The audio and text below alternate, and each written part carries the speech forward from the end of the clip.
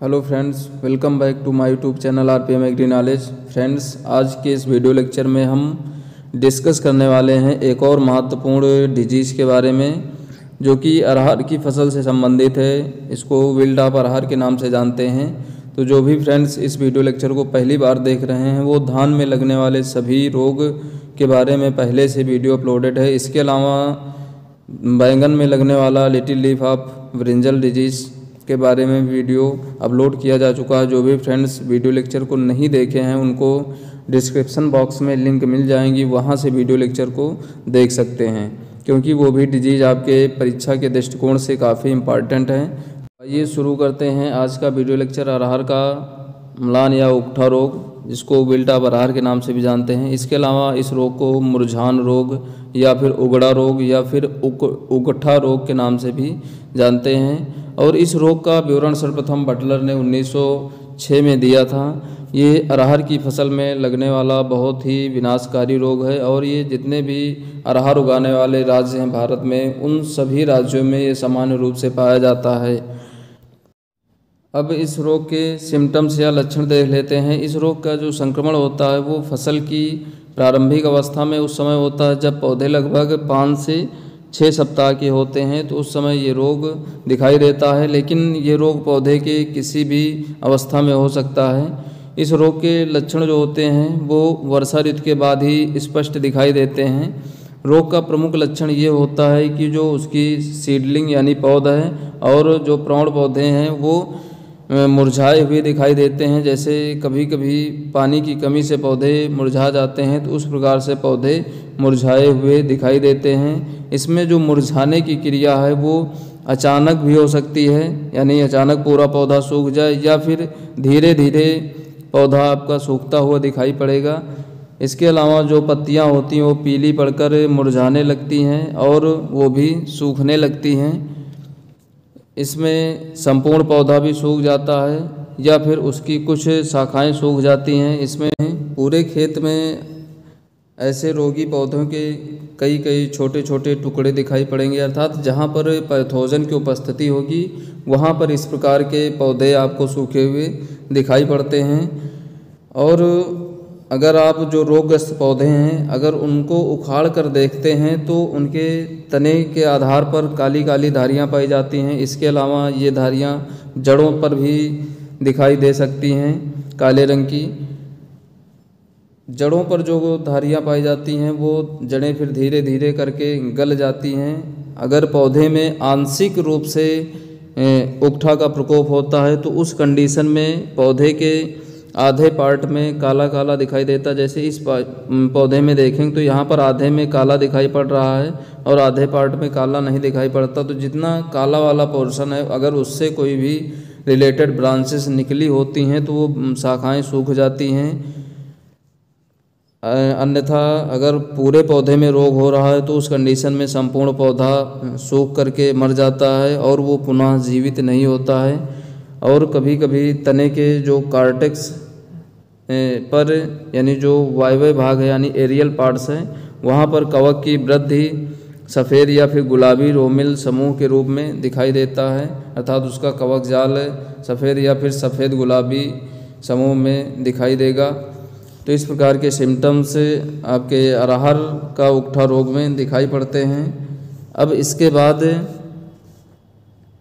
इसकी ईटियोलॉजी या रोग हेतु विज्ञान या फिर हेतुकी देख लेते हैं। इसका काजल ऑर्गेनिज्म यानी पैथोजन फ्यूजेरियम ऑक्सीस्पोरम फार्मा स्पेशलिस उडम है, और इसकी जो परफेक्ट स्टेज या पूर्णावस्था है वो जिब्रेल्ला इंडिका है। इसके होस्ट प्लांट अरहर, पीप, बनाना, मैंगो, ब्रिंजल, चिली अन्य प्लांट्स हैं। इसकी सिस्टमेटिक पोजीशन या फिर क्लासिफिकेशन देख लेते हैं। Kingdom mycota, division you mycota, sub division ये ड्यूटोरोमाइकोटिना का फंगस है। क्लास हाइफोमाइसिटीज़ है। ऑर्डर ट्यूबर कोरियल्स है और फैमिली ट्यूबर कुलेरिएसी है। जीनस फ्यूजेरियम और स्पीसीज ऑक्सीस्पोरियम।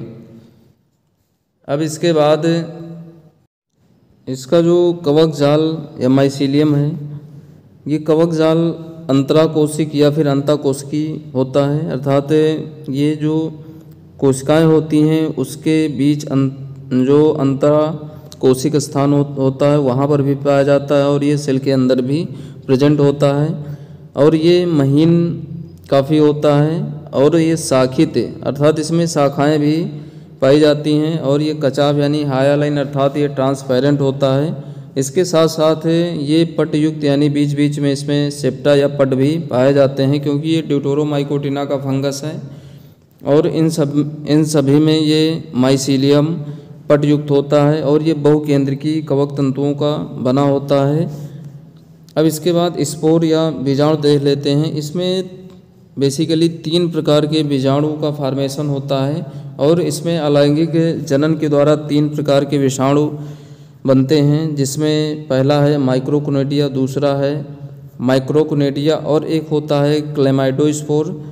तो इसमें पहले हम माइक्रोकोनेडिया को देख लेते हैं। ये जो माइक्रोकोनेडिया या फिर सूक्ष्म कोनेडिया होते हैं ये काफ़ी छोटे होते हैं, दीर्घ वृत्ताकार होते हैं। अगर यहाँ पर आप इस फिगर में नज़र डालेंगे तो इधर जो कोनेडिया का स्ट्रक्चर देख रहा है ये माइक्रोकोनेडिया हैं, ये काफ़ी छोटे दिखाई दे रहे होंगे और ये दीर्घ वृत्ताकार यानी एलिप्टिकल होते हैं या फिर वक्राकार दिखाई देते हैं और ये एक कोशिक अथवा यहाँ पर एक कोशिक दिखाई दे रहे होंगे या फिर 1 या 2 पटयुक्त होते हैं अर्थात इनके बीच 1 या 2 सेप्टा भी प्रेजेंट हो सकता है। और ये माप में अगर देखें तो ये 5 से 15 म्यूमाइक्रॉन ये लंबे होते हैं।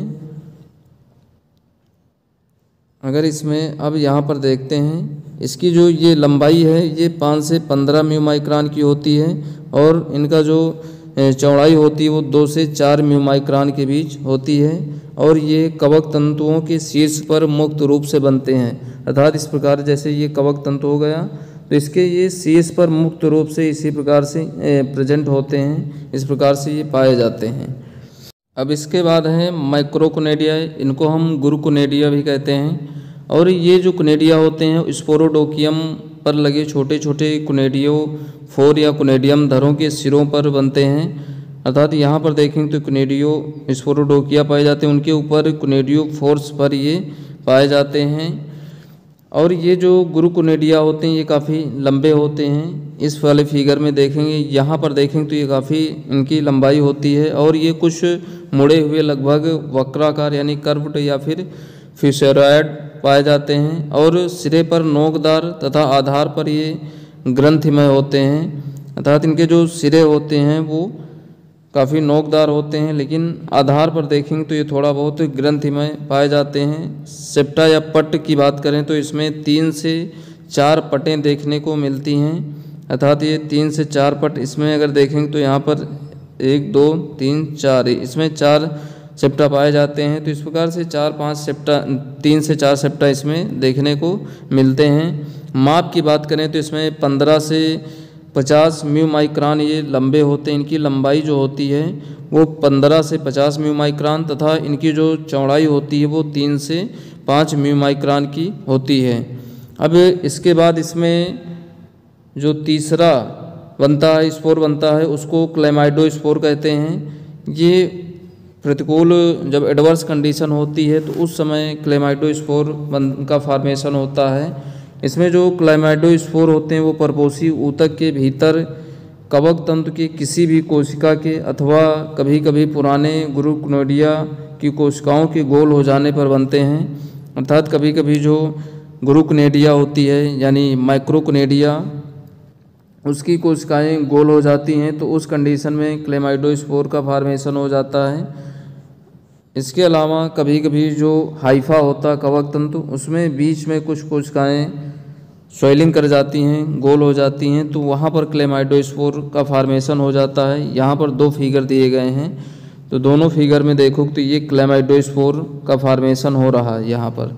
ये कवक इसमें जो बीजाणु होते हैं इनकी भित्ति मोटी होती है काफ़ी और ये अंडाकार या फिर गोलाकार बनते हैं। ये अकेले भी हो सकते हैं। यहाँ पर एक सिंगल क्लेमाइडोस्पोर दिखाई दे रहा होगा, इस वाले फिगर में देखोगे तो ये अकेले हैं और यहाँ पर देखोगे तो ये 2 से 3 श्रृंखला में अंतर्विष्ट इंटरकैलरी अथवा फिर ये टर्मिनल हो सकते हैं। ये देखोगे तो ये टर्मिनल अंतस्थ है जबकि ये बीच में दोनों जो हाइफा है उसके बीच में बन रहा है, तो इसको इंटरकैलरी क्लेमाइडोस्पोर कहेंगे। तो इस प्रकार से क्लेमाइडोस्पोर का फॉर्मेशन होता है। इसके अलावा इसमें जो परफेक्ट स्टेज या पूर्णावस्था होती है जिब्रेला इंडिका, इसके जो पेरिथीसियम होते हैं वो नीले या बैंगनी रंग के होते हैं, जो कि गोलाकार पाए जाते हैं। अगर इस फिगर में देखोगे आप तो ज़्यादा अच्छे से समझ पाओगे। इसमें जो ये दिखाई दे रही है पेरिथीसियम, ये नीले या फिर बैंगनी रंग की होती है, गोलाकार लगभग दिखाई पड़ रही होगी शेप में। और इसकी जो माप होती है वो 350 से 550 म्यू माइक्रोन व्यास की होती है। इनमें जो ओस्टियोल है ये पैपिलामय होता है, यहाँ पर पैपिला के आकार का एक सुराही के तरीके पाया जाता है। और इसमें जो एस्कस होते हैं ये मुदगदाकार होते हैं, अर्थात इस प्रकार मुदगर के आकार के इसमें एस्कस पाए जाते हैं एवं बेलनाकार होते हैं। इनकी माप जो होती है 60 से 80 म्यू माइक्रोन ये लंबे होते हैं। और चौड़ाई की बात करें तो ये 6 से 10 म्यू माइक्रोन चौड़े होते हैं। और एक एस्कस में 8 एस्कस बीजाणु यानी एस्कोस्पोर का फॉर्मेशन होता है। और ये जो एस्कोस्पोर या एस्कस बीजाणु हैं ये कचाभ या कभी कभी अल्पवर्णकित हाइलाइन भी हो सकते हैं। इसके अलावा ये थोड़ा बहुत इसमें वर्णक भी पाए जा सकते हैं।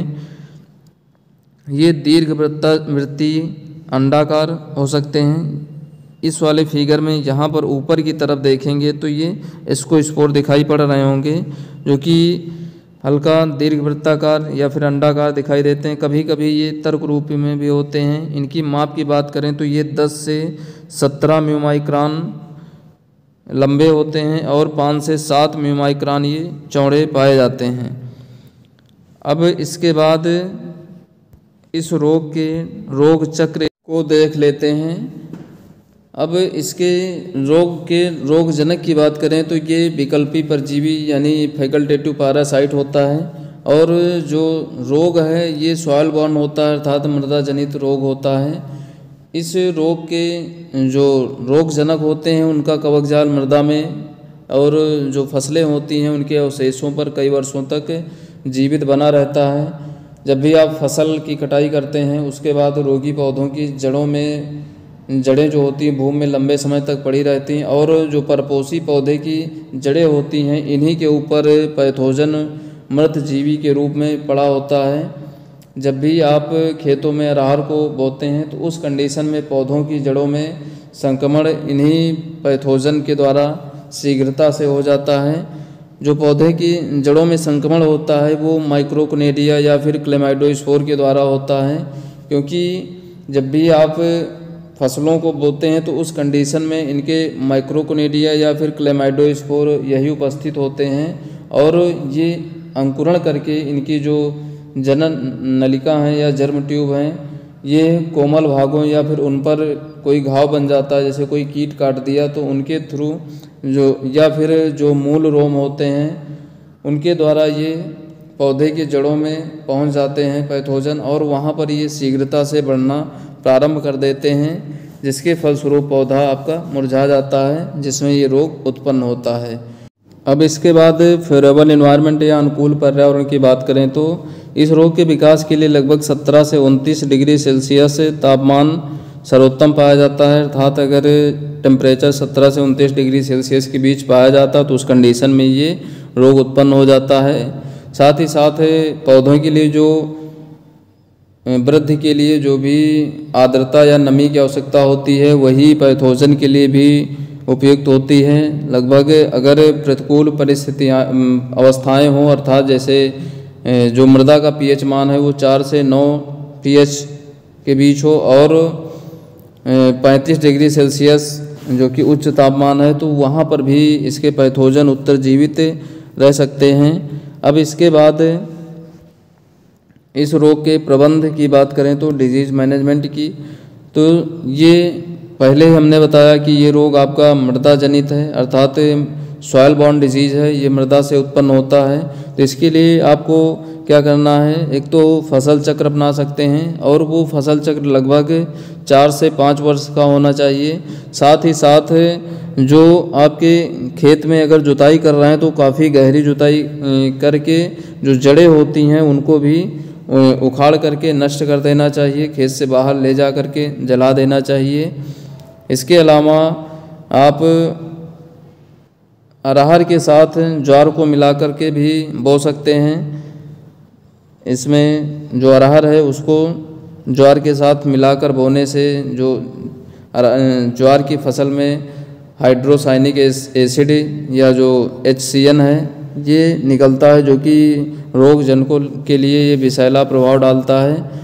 तो इस प्रकार से रोग का प्रकोप कम हो सकता है। इसके अलावा आप मृदा को फार्मलिन से उपचारित कर सकते हैं, जिसमें फार्मलिन 1 भाग और जल जिसमें 400 भाग रहेगा। इसको इस जल से सिंचाई कर सकते हैं, जिससे मृदा में उपस्थित रोगजनक समाप्त हो जाता है। लेकिन यह मृदा उपचार विधि काफ़ी खर्चीली होती है। इसके अलावा सबसे जो अच्छा मेथड है आपका कंट्रोल करने का, वो रोग प्रतिरोधक किस्में उगा सकते हैं, क्योंकि अगर रोग प्रतिरोधक किस्में उगाएंगे तो उसमें रोग लगने की संभावनाएं नहीं रहेंगी। तो इसके लिए जैसे आपके C11 किस्म है या आपके ICPL 311 है या फिर ICPL 8304 है, इन किस्मों को उगा सकते हैं।